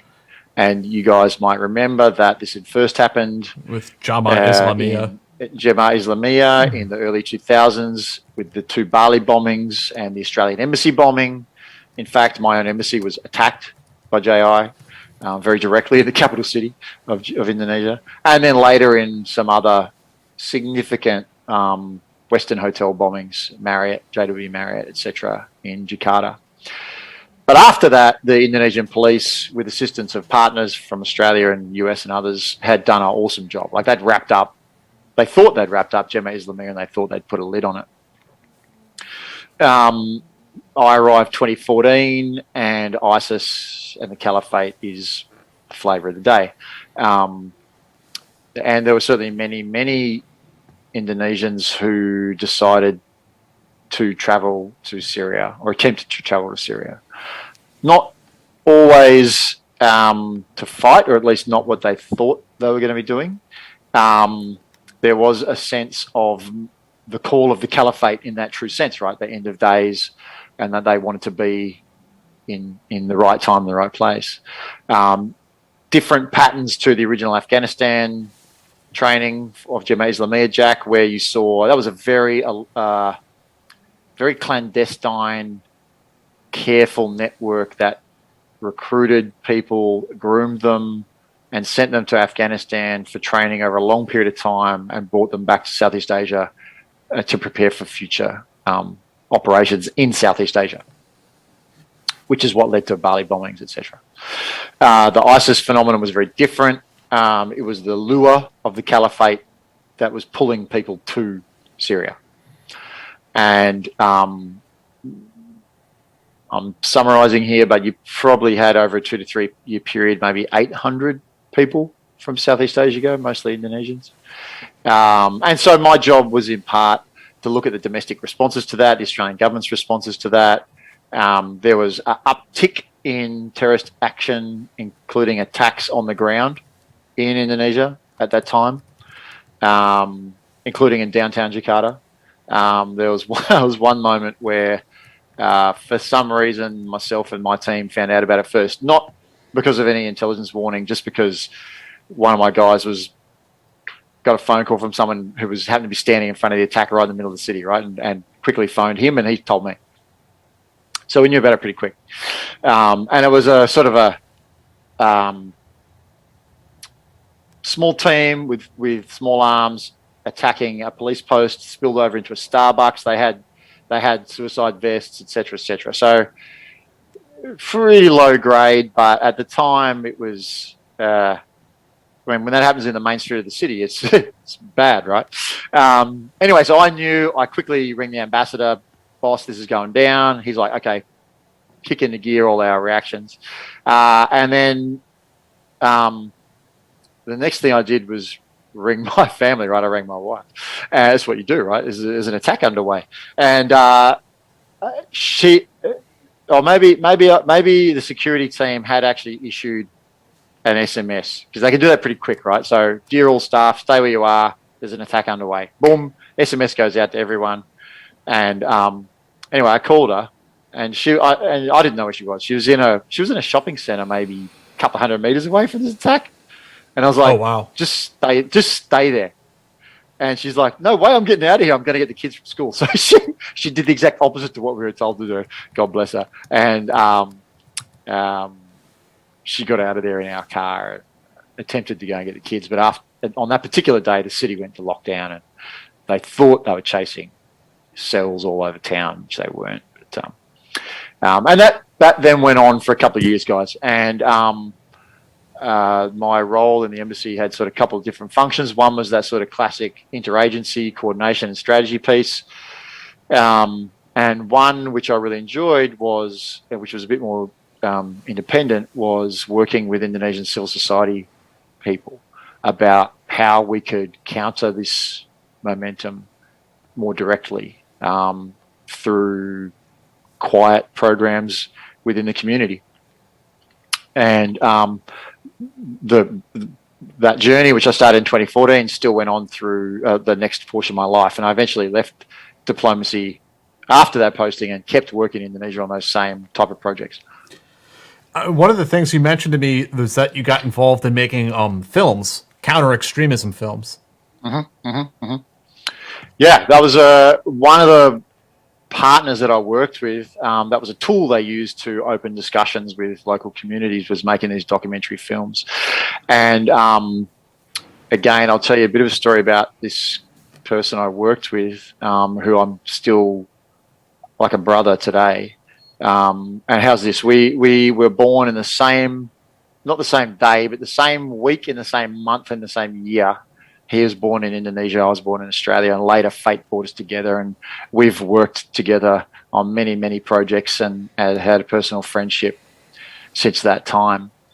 His name's Nurhuda Ismail, and he's an incredible man who's very passionate about this. And I'll tell you a little bit about his story quickly, because it's instrumental to the nature of the approach that I believe works when we're de-radicalizing people. Nurhuda had actually been a student at a religious school in Indonesia called a pesantren, which is like a boarding school for Islamic studies. Quite common in Indonesia for people to send their children to these schools. But this particular school in the city of Solo in central Java was the school of a person called Abu Bakar Bashir. And he was the spiritual and functional commander of Jemaah Islamiyah. And he'd been a long-time figure in Indonesia. Back in the 80s and 90s, he'd been behind some of the Afghanistan Mujahideen movements. He and his network were well known to Indonesian government and police, but they'd really sort of left him alone. And part of that was his school that he had going. And it wasn't a military school. It was not like that. It was a religious school. And my friend Nahuda was a student at that school. And later in his life, he became a journalist, Jack. He in fact worked for Washington Post. Oh, wow. And so he had a secular career. He went on to university and stuff. And he was back in Indonesia on a job when Bali bombings happened. And his news agency said, get down there and report on it, figure out what happened. So he went there. And within a couple of days, maybe even sooner, the Indonesian police released the suspect list of people involved. And he realized that one of these guys was his roommate at this school. And from that moment, he devoted his life, continues to devote his life to figuring out the why and how to pull people back. And he asked himself a lot of questions, and he's since challenged and supported and helped numbers of former fighters in his life and with our work together.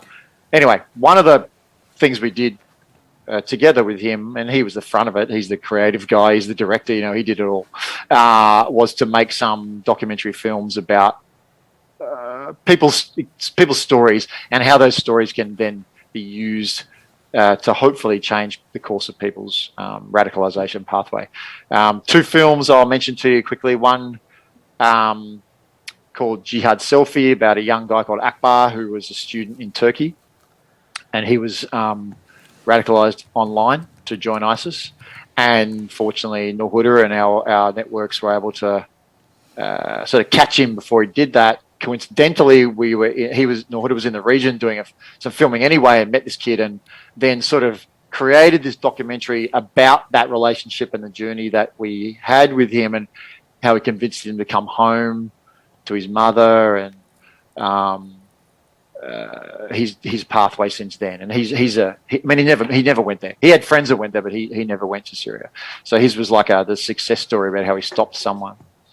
Another film we made, it was called Seeking the Imam, and it was about a young girl and her family. Her name's Dania. Again, I've worked with her for many years now, and she had her case is well documented. I mean, she convinced her family to travel to Syria and join the caliphate, and I talk extended family, like her father, grandmother, siblings, everyone. And when they got there, they figured out it wasn't what they wanted. And there's a number of tragic elements to that, but she was able to contact people on the outside. She was in Raqqa, and she was able to, using a people smuggler, get to I think it's still operative. It's the Al Hol camp, the refugee camp out of Raqqa, which at the time was like just outside ISIS control, maybe. I'm not sure. This is like 2017. Mm-hmm. And anyway, Nahuda and a small team flew over there. They were put in touch with her, and they were able to be frank, rescue her and her family from that situation. We pulled her out on the ground, extraction mission. And she was brought back to Indonesia, and her father and uncle were put in prison. She wasn't. And she underwent this sort of self-process of realization about what she'd done, and she wanted to give back and help people like her who'd been misled by online radicalism. I mean, a lot of this was online research that they'd done. Anyway, we made a film about her journey, a documentary film about her experiences, a very powerful film. There's a third film we made about called Pengantin, which means bride in Bahasa Indonesia. And again, it was about these women who were married to jihadists and married specifically for the purpose of conducting an attack together, and had, in two cases, very famously had that attack disrupted by Indonesian police and ended up in prison. And so we were able to access them and interview them. I won't claim that in that particular case, they were on a de-radicalization pathway, but we were able to sort of work with them and capture that experience in a film. It's interesting. So that's one one aspect of our work together, and there was a whole bunch of stuff we did then and in later years about helping former terrorists go back to school, get educated, start their own businesses, etc., etc. They're lifelong. We talk about a program. Well, a program implies that it's just some bureaucratic thing you do and spend people's money. This is more than that. This is about lifelong sort of commitment to people and helping them remain on that pathway to peace. Years ago, I interviewed a U.S. Army psychological operations soldier, and he was telling me about how he and his unit, they funded a de-radicalization film in Indonesia. And it was interesting because unlike what you're describing, he said in their case, it was basically completely unknown to the filmmakers and everyone else that there's an American hand behind it, funding it. And that actually got me wondering about some other films that have been produced in other contested parts of the world that kind of promote America's view or promote America's side in the conflict, I guess you could say. Yeah, that's true. I mean, that sort of is another tool of statecraft, isn't it? I mean, that type of activity is. This was more organic, and we let the process happen. Now, and I'm so curious about this whole process of de-radicalization. And first off, are most of the people that you worked with or found success with, do they tend to be people who were sort of brought in younger and sort of that kind of cult mentality where you can open them up to the wider view? That is a fantastic question. And I'll try and answer it in a couple of different ways. There is no demographic template we can apply to this, really. Okay. I mean, there are. If this was a sort of a political science theory lesson, we could break it apart and talk about the demographics of Jemaah Islamiyah and versus ISIS. There were some categorizable differences in terms of age, etc. And in the age of ISIS and online demographics, definitely younger and faster to radicalization. Okay. From point of first contact through to conducting an attack. In the case of Jemaah Islamiyah, those guys had spent 3, 4, 5, sometimes 7 years preparing. In the age of ISIS, it was like 3, 4, 5 months. Wow. So that's a key difference. Definitely a bit younger. In the people that were successful, so the people we tried to work with, I'll answer it in a slightly different way. Explaining radicalization and recruitment terrorism has a number of ways you can cut it, right? Sure. You can take a psychological approach that there's some sort of psychological flaw, So, and they're sort of predisposed to this one, X, Y, and Z. The approach we took, and this was a little bit empirical, but also a little bit intuitive, was this was based on the attraction of the group. This was a social process. Sure. And one of the characteristics, one of the phrases we use, and in fact, my friend Norhuda, who I was talking about before, he did his PhD on this at Monash University, is about the problem of toxic masculinity.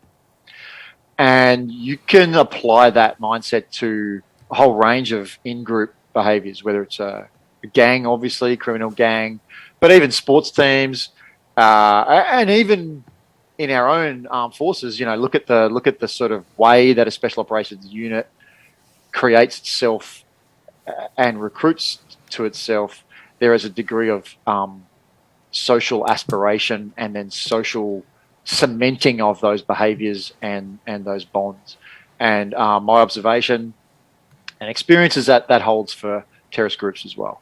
It's not absolute. There's a bunch of other reasons. Other people argue it's about socioeconomics, etc., or the psychological challenges, but we would argue it's about social challenge. And so our approach, which we sort of developed over many years, was designed to reverse that process, Dave. And we call it the hearts, hands, heads approach. And so whilst most de-radicalization programs around the world you might be familiar with start with ideology. You know, you're in prison, they send in an imam and they just talk about the hadith and they try and tell you that your understanding of Islam's wrong, or even now with far right people, maybe they're trying to bring in priests, tell them they're reading the Bible's wrong. I don't know. We took the reverse approach, and we looked at their heart first. In other words, their social connections, their sense of identity as a husband, son, wife, whatever. But most importantly, their social connections. So the first task is to pull them across to something new. The hands are important. That's where our sort of programs to give people practical, not just skills, but purpose and livelihood. Mm-hmm. Alternative livelihoods is the phrase, you know, you might use in, it was used in Afghanistan too, right? You give people another purpose, they'll forget about the insurgency. And then the heads part of it is a recognition that we do want to challenge their use of violence in this case. Mm-hmm. You know, they may still be a Salafi in terms of ideology, but they're not a Salafi jihadist. That they recognise and act on that understanding that the use of violence is wrong. And so that was our sort of threshold perspective for how to take people through that process. That's interesting, because I was curious if you guys approached it from sort of a theological viewpoint, showed them sort of a non-abrogation, you know, a non-fundamental way, the way most moderates interpret, you know, the Quran as opposed to. We look, we're cognizant of that process, but I would argue that is a later stage discussion to have with someone, not a front up stage. So, and in any event can be shot with holes anyway. I mean, what's our interpretation of the Quran and hadiths any more than what the Bible says? You know, who's one person versus another? Right. So, well, I mean, that's the whole Salafi argument, though, right? Is whether abrogation is valid or not in the Quran, and what did what Muhammad say earlier match or equal what he said later, or did what he say later totally? Yeah, look, there's a case to be made there for what you might call credible voices, right? And how you bring in credible voices of reason, right? And maybe there's other people out there doing that, and I think it's an important part of the process. But just to say that the work we've done and thought about and put into action was to the left-hand edge of that. No, that's amazing. I mean, it really is, and I think that, you know, any time when, no matter what sort of radical element a person belongs to, if you can introduce them to the humanity of the other side, right? If you can open up to the other side, they're human beings, and 100%, my friend. And there's two mantra that I try and live by there. One is exactly to repeat what you said, which is talk to the other side. There's a Latin phrase, audiator et pares or something. It originally came from like the Roman Senate, which it meant literally talk to your opposition. But in a modern sense, I believe it's a maxim to hold close. Talk to the other side. Who are they? What do they want? How do you understand it? Right. And the other mantra is that everyone deserves a second chance. Yeah. Now, that's a hard pill to swallow for some people. That's hard. Like if you're dealing with a person who's actually conducted murder, like a terrorist attack. But you can take that approach for any criminal, right, who's conducted some heinous crime. And look, there's going to be, I recognize there's moral, ethical, and legal limits to that viewpoint. You're not saying just forgive, they're off scot-free now. No. But what does deserve a second chance mean? It means in the context of, can we take people who have crossed that divide and who are committed to attack our very purpose and very soul of living, can they be brought back? And what do we do with them once they're back? So that's my rationale for that, if you like. Of course, there's going to be people who remain evil. you Right. know, and deserve to be dealt with accordingly. But those aren't the people who are blowing themselves up in markets, right? The people that are evil aren't the ones who are actually, committing these acts per se. They're the ones who are, the Charles Mansons of these groups. And look, it's what makes the field of counter-violent extremism sort of contested, because what are your longitudinal data points? The committed terrorist dies. The people you bring back never really cross that divide. Right. So what are the factors that led to radicalization, recruitment, and or de-radicalization? It's very difficult to have what do academics call it? Control points or something. You know what I mean? So it's a control group. Yeah. There's no control group here. Right. So I am a pragmatist in that sense. What can be seen to have an impact in a social sense on an individual, right? And what doesn't, and you discard what doesn't, and you keep using what does. And it's not absolute, and it's not going to work in every situation. But I sort of. But that's someone who's been deep involved in this for a long time. Right. I appreciate that is a contested. Some people don't believe in counter-violent extremism at all. It's as a field of practice. It also doesn't help that we have like think tanks here in America who bring in these de-radicalized terrorists who are like not de-radicalized at all, and kind of like put them out as these like show ponies. Like, oh look, this guy came back from the abyss. Back from oblivion. Like, well, and you give them a platform. Listen, that's an interesting observation though too. Is that are people ever truly off that path? And I'll say I don't think it happens over the course of 6 months or a year. I think it takes a little bit longer than that. You go through the prison program, right? You put your hand up and say, "Yay!" Waving the flag.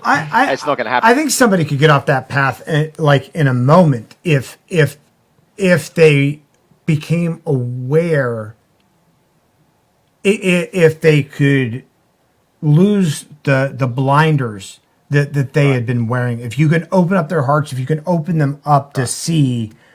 Right. What you're doing is very unhealthy. Like if you believe in this cause, there are ways beyond violence to. If you believe that the caliphate is destined to happen, right? Then you don't do that by killing people. You do that by proselytizing. So there's emotional levers you can use there. I'll give you an example. The young guy Akbar we mentioned who with the film Jihad Selfie.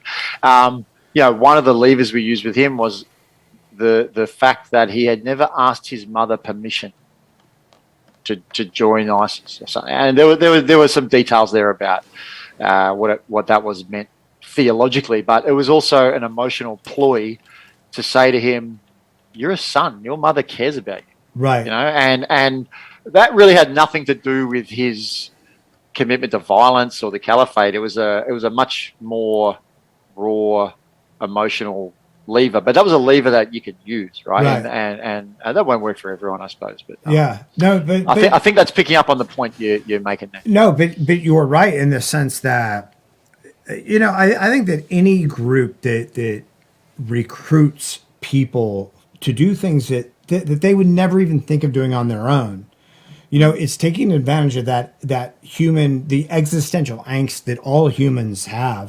Buddha called it dukkha, right? This sense of missing something and wanting to belong to something. Yep. And when you give them a purpose, then, especially a heavenly purpose, a purpose for which they'll be rewarded for eternity for, it can be very appealing to people who feel lost. No matter what the cause is. I mean, it can be, you know what I mean? It can be a benevolent cause. Absolutely. And look, one of the harder things to explain is, put it this way, the original people recruited to go to Afghanistan with Jemaah Islamiyah, as I said earlier, were carefully selected over a long period of time, clandestinely, and sort of groomed for it. And by the time they were sort of hit up to do it, they sort of were very much committed to the cause. The the modern version of that, you're online. How does one jump to that next step so fast? I personally don't have a rational explanation for that. In part, it's the power of social media. In part, it's the displacement of real social networks with online social networks. In part, like what you alluded to, mate, it's this idea that you're lost and you're looking for something and there's appeal in it for some reason. Look, there are some very real feelings in the Muslim world that we don't quite get. For example, how emotive Palestine is and the play on that. That can be used. But in most cases, in my experience, there was a social aspect to it. People wanted to be part of the group. It was very masculine, involves weapons and getting out in the jungle. And, same reason we want to join the recon platoon in the battalion. It's just the same. It's a similar mindset. Right. No, I know that even, because I spent a little bit of time in Gitmo in the first part of, Afghanistan. And, a lot of the guys, there were some true believers there. But a lot of those guys were just guys who were poor, not that bright, not educated at all. Were never going to be able to afford the dowry to a wife or whatever for a wife. And, at their mosque, somebody would come say, if you come to Afghanistan, we'll give you a wife. And you'll have work. And that's all these guys wanted. So then they get their passports taken, and then maybe some of them slowly become believers. Yeah. Just to bring this to a little bit of a humorous aside, and I'm sure this guy wouldn't mind me telling this story. One of the people I've worked with and remained good friends with is a guy called Nazir Abbas. He's Malaysian, actually, but he was the commander of Jemaah Islamiya's what they call Mantiki, which is like a regional command, Mantiki 3, so Philippines. And anyway, he will tell the story of his recruitment to Jemaah Islamiyah in the late 80s, and he later was an instructor at their training camp in Afghanistan for many years. But he tells the story that him and a small number of others were first flown or first went into Afghanistan. I want to guess maybe, I don't know, 87 maybe. I'm sure they flew from Malaysia to Pakistan, something like that, to like Karachi or something. And they flew on like Aeroflot, the Russian airline. And he says he and his mates get on this Russian commercial flight, and they were just giggling to themselves going, we're on a Russian commercial flight. We're about to go to Afghanistan to fight Russians. And that was their infill. That is funny. But they weren't nervous at all, huh? Not in the sense of being caught. No, yeah, I don't believe so. Malcolm, can you talk to us then about kind of the next phase of your life was going to work for the United States government? In a de facto sense, yes. Yeah. I'd finished in Indonesia. I was back in Australia. Classic. You've had a operationally focused, intense posting experience, and you're back home, and you're like, what am I going to do next? And let's just say an opportunity came along, but it wasn't quite by accident. So one of the sort of ways of working I had as a diplomat was to never say no to a meeting request. Right? Part of the role of a diplomat is to help other nations, other people understand what Australia thinks. And in this case, it was about my understanding of terrorism, right? We were busy, man. We could have very easily said no to every meeting. I'm talking, let's say the Finnish embassy wants to know about what's happening. They're not tracking it. There's like 2 people in the Finnish embassy. They just want to meet someone and talk for an hour and get a solid answer. So I had a rule that I'd never say no to a meeting to do that, because I thought it was important that whoever it was had the opportunity to listen to Australia's point of view, our government. And I'm a mouthpiece for the government at that point in time. And I got a call from a friend of mine at the British Embassy, and who did a lot of work there, but not quite the scale that Australia did. And he's like, look, I've got a person in town, a British guy. Can you come and meet him for coffee? He's doing some research. I think it might have been government-funded research by the UK government, but he needs a hand. He doesn't have any leads here. Can you just meet him and give him your insights? And I said, sure. Yeah, no problem. So we meet up. I get his number. We meet up for a restaurant somewhere in Jakarta, and I struck up a conversation with this guy for a couple of hours and gave him all my leads too. I said, okay, what do you want to do? You want to meet terrorist prisoners? Okay, speak to this person. You need an insight, Indonesian police? Okay, speak to this person. And I laid it all out. This is not, secret networks or nothing. This is just, you just need to get pointed in the right direction. Right. So I did this for this guy. His name's Alistair Harris. Again, another instrumental fellow in my life and friend to this day, if he's listening. And he was running a company, as it turns out, a private company called, there was a few parts to it, but if you look it up today, it's called ARC, A-R-K, ARC International. And he, like me, was a former British diplomat. He'd spent time in the Balkans as well and ended up in Syria and Iraq. And he'd sort of built a small company on post-conflict stabilization programs. And he'd come across this opportunity to take some US government funding from a US government agency and do some work in Southeast Asia. And he rang me up. He goes, could you do it? Would you want to do it with me? And I said, and I was just one of those points in your life where I've worked for the federal government for a long time. And I was like, this is awesome. So I said, yes. And he actually flew to Australia to meet up with me. God bless him. Like, as you do old school business, right? You go and network someone when you want to recruit them. And we sat down and we concocted this bid, I suppose you might call it, a proposal. It included my friend Norhuda, who I've been speaking about before. And we threw it in and we got it. And so from that moment, I was I think private contractor's probably a crude way to put it, but I was a two-step removed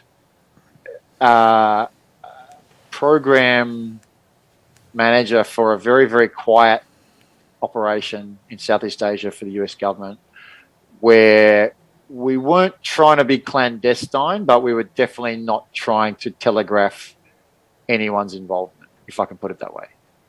And I ran that for the next 2 years. It was awesome. Like, it was, had some elements in southern Philippines, but mostly in Indonesia.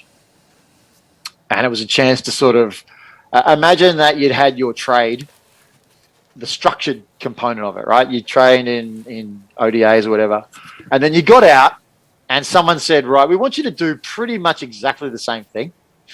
But you don't need to be writing briefings. You don't need to be writing cables. You just need to get out there and do good. So that's what we did. And with Al's leadership and connections to the US, we got about it over the next couple of years. And this was counter violent extremist programs? Yeah, that's right. That's right. Counter violent extremist, which is different to sort of other programming looking at religious tolerance, for example. This was sharp end stuff. How do we target people for recruitment and disrupt that through online engagement? And how do we jump that to real world offline engagement in the real sense? Right. In a very personal way. So we trained and recruited mentors who were a mix of activists and former terrorists. We put them back into the field. They built their own sub-networks. They got out there and brought people back from the edge using our methodology. That sounds pretty aggressive for like a preemptive program, right? I mean, we don't usually think that far ahead. That's true, and that's why it was sort of fun. It was a very unorthodox way to do it. We were given a lot of responsibility and leeway. It was sanctioned, people Sure. knew what we were doing. Sure. But it was effective. And the only real reason it dried up was two reasons: COVID and the increasing focus on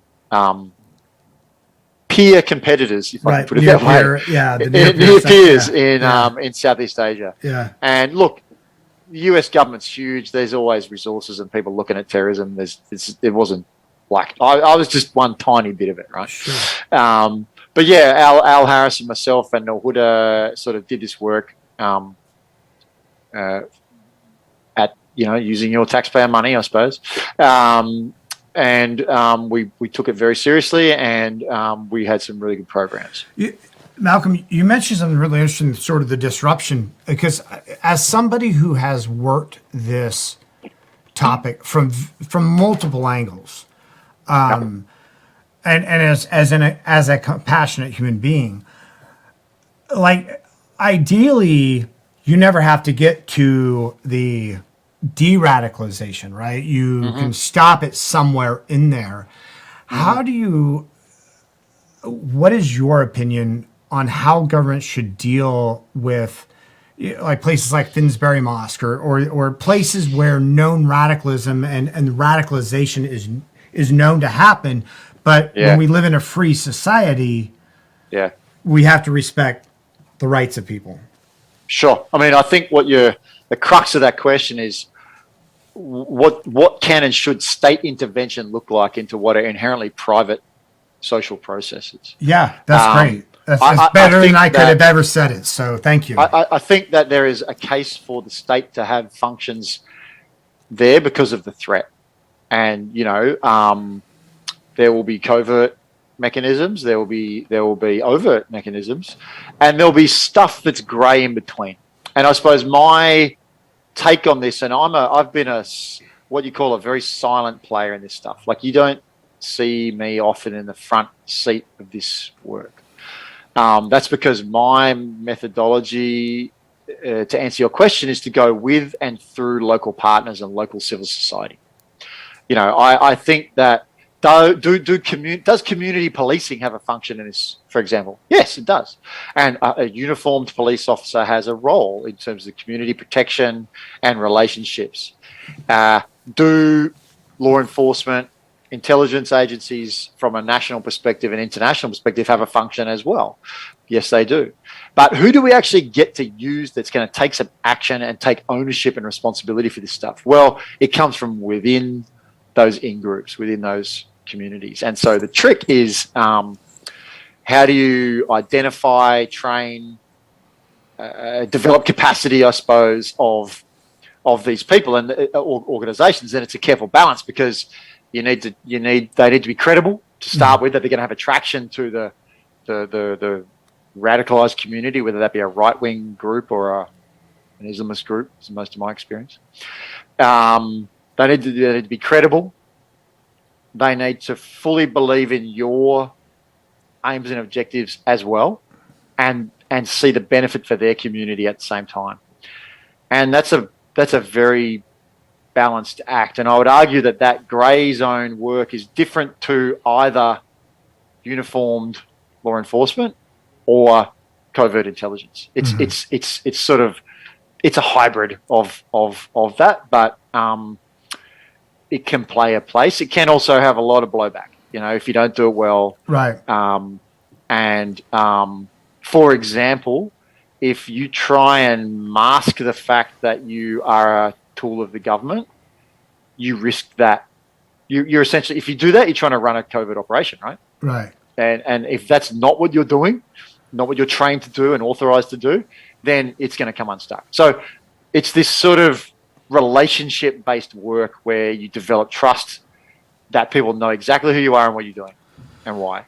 You equip them with the tools and methodology and funding and motivation to counteract that. Malcolm, And you. Oh, go ahead. I'm sorry.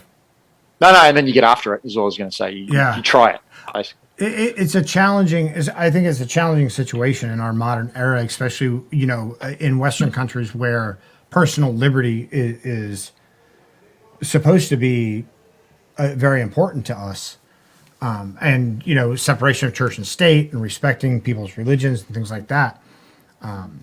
It gets very complicated. The line you got to draw as an actor is violence. So where are people espousing violence or planning for violence? I believe in my heart that's the crossover for some sort of action. Right.